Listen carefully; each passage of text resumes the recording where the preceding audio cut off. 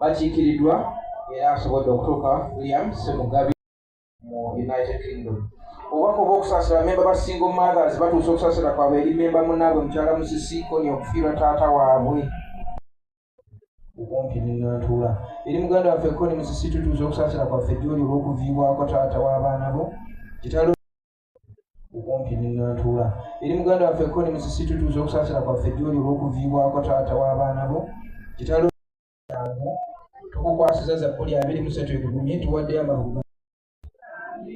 Mukama waffe omulungi yeebazibwe abatindize eggendo. Mukama waffe yeebazibwe bannange, olugendo lwaffe lwali luwanvu ne mwami Musisi. Mukama waffe yeebazibwe. Neebaza Katonda olw'abavudde ekkulambiro Kisaasi. Mukama waffe yeebazibwe kubanga eyo gye nagattibwa n'omwami wange. Mukama waffe yeebazibwe. Bannange nsanyusa nnyo okulaba ku maaso ago. Mukama waffe yeebazibwe. Neebaza Katonda olw'ab'ensambwe. Bannange ensambwe Nakabagongootibwa Mukono. Bannange nsanyuse. Mukama waffe yeebazibwe. Neebaza Katonda olw'ekyalo kino Amatendo. Mukama waffe yeebazibwe. Nze n'okyeyitira Nsintukuvu ekulukuta amata n'omubisi gw'enjuki. Mukama waffe yeebazibwe. Mazima maseka akulukuta. Neebaza Katonda olw'abakyala, olw'abaami abawulidde enduulu. Mukama waffe yeebazibwe. Twabadde tugenze kuziikirako neiba waffe yabadde afiiriddwa kitaawe Saidi Zejjinji eyo. Mukama waffe yeebazibwe. Twadda bulungi nnyo nensanga abaana bange nga baakafaawo. Kati muzzukulu wange n'aŋŋamba, maama dadi abadde wano ne mami bakuwadde obubaka buno. Mukama waffe yeebazibwe. Kati mba nkukolako mmaliriza ngenda okuwulira essimu ng'evuga nti mami mwana Musisi assizza omugga ogw'enkomero. Mukama waffe yeebazibwe. Naye ng'okusooka byali bya lusaago. Mukama waffe yeebazibwe. Wiiki eri olwokubiri abaana bankubisi ne bagamba mami mwami si tumututte emukono naye Mukama waffe yeebazibwe. Enkeera ne baŋŋamba nti dda bamuzudde nga pressure baawonna munnange muki mulwadde genda omuteekeko emikono kyeyeetaaga. Naye bagamba nedda Mukama atuma ekigambo kye n'abawonya n'abajja mu kuzikirira. Nze mmanyi essaala ejja kukola ki? Ejja kukola. mukama waffe yeebazibwe. Abaana ne baŋŋamba nedda maama, naye mwami waffe manya taata waffe n'enjala, mukama waffe yeebazibwe. Bannange nakkirira mu lusuku nayeeko teyakula neewola. Ne mbagamba mugitwaliro ki omwami wange, mukama waffe yeebazibwe. Olwaddako nga nkuba essimu ne bagamba teweeraliikirira, olijja kuba bulungi. Bamusiibudde nemusiibula. Naye bannange kitalo nnyo, kitalo ddala mwami Musisi okuwummula mu by'okusaaga, mu bya jasiti kwegamba nga byakusaaga. Abaana baali wano nga tuseka busesi, kwegamba nga tubiyita byaki byakusaaga.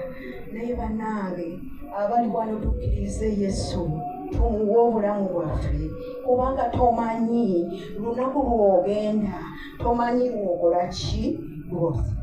Mukama waffe yeebazibwe.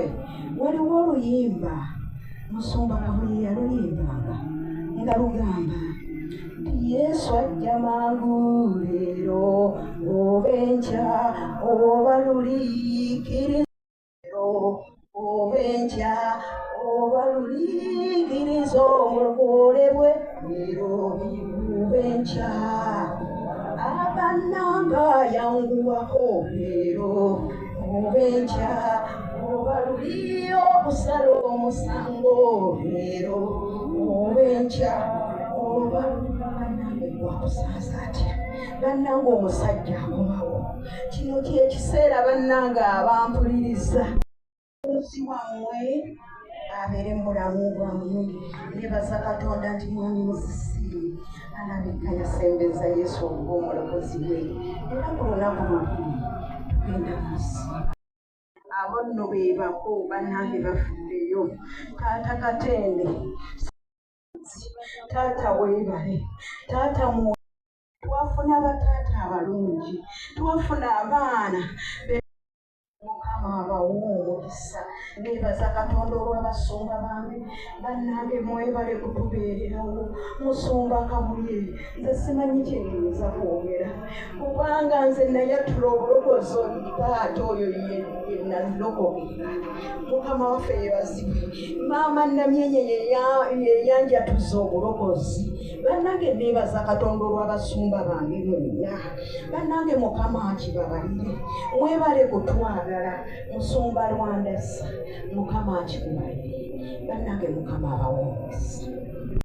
Musisi mutabani w'omugenzi Justin George, ono omugenzi Ssaalongo Justin Nezikokolema agalabidde awo mu miti e Nakabago. Ababaddeyo mu yeekaalu ya Mukama oboolyawo mwawulidde ku ddoboozi ly'omukulu Dr. Christopher Mayanja, kubanga olwo abamuzzukulu wa Kanania Kibuuka, abamuzzukulu wa Bisyali Sempungu, bajjajja alina bangi baaliyo ba Samuel Kigumba, bonna bagalamidde Mawotto. Ow'oluggya mumulabye ow'essiga Dr. Christopher Mayanja abukadde erudda awo, yatwala n'atutuusa butereevu wa Mutasingwa Ekiggwa. Mukulu Dr. Christopher Mayanja omugenzi Mwava yojjajja wasiga, mutabani w'omugenzi Lucy Nayiga abamusambaganyi ow'Engabi. Yazaalibwa mu mwaka ogwa 1960 n'asomerwa, era amasomero ge yasomeramu yasomerako Ensambwe ewa Katabalwa. Bw'avaawo n'agenda mu Bishops Primary okutuuka mu P7, yatuulira mu 1969. Bw'avaawo n'agenda asoma mu Kitovu. Esoogera ddala tumwebaza okutuwa Omulangira Mike Musisi ebbanga lyamutuwadde emyaka egiweze paka waagendedde. Si nsonga kulwe naye ate n'ekirala tumwebaza olw'obulamu ye bw'atuwadde paka olwaleero. Buli omukwazi okuva ku makya wali weebuuzizaako nti Mukama namuwadde ki nti okusigala ng'azisa. Abamu ayimuka n'atambula butambuzi n'agenda, naye kyansonga okwebaza Mukama. N'ebirala byatuwadde bingi. Nyibiridde wano erinnya Dr. Christopher Samuel Mayanja Kigumba banyanjudde dda mu kiti owa Ndejje University. Awo nno bansooka ate njogerewoko obugambo obusamusamu. Ndejje University yammwe eri ku musingi gwa ddiini. Ekyenjawulo ekigirimu nti omuyizi, omwana n'abantu abakulu betusomesa tubawo obukugu obwo bwetaagisa, naye ekisinga obukulu mu nsomesa yaffe watane ku mutima tugamba omuntu n'agenda ku mirimu ng'ate yoyo atuukanye n'omutindo ogw'omulimu n'agenda kukola buweereza. Eggwanga lyaffe lirimu okusoomoza kw'amaanyi, abantu batuuka ku mirimu, ebikolebwayo mu biraba. Kale nno mutwogera abantu mu sayansi omwo tulimmo engineering ndowooza mu ggwanga mukulu nojja kubanjulira engineering maama muganda waffe Shei, abaweereza ba Mukama mwenna, aba famire ya Musisi, Mukama waffe yeebazibwe. Mpozzi badde nsuubira nti naaba ne mutabani wange Omulangira Kadde badde ntudde naye alazeewa badde Maseruka Patrick ndowooza afulumyeko, naye mbadde mwetaaga ayimirire wano kubanga ennyumba bonna babadde mu maaso eno abasoose okwogera ebavaamu eya mukulu wange Justine George Musisi yagenda kulunda mbogo egamba yazaama, naye n'atulekera famire eno enene gyemulaba. Omuva abantu bonna bano bemulabyeko, abaana bange basembye okwogera wano, abawala n'abalenzi ba Justine George Musisi. Ate nevaamu abazzukulu bemulabye, bazzukulu bange be baana b'abaana mwe muli ne Honorable Council George Musisi. Erinnya erya Musisi mujja ddiwulira nnyo, livuga nnyo, kyenkanidde awo. Ate n'abazzukulu ab'abazzukulu oba ab'abaana. Kale nno Mukama yeebazibwe.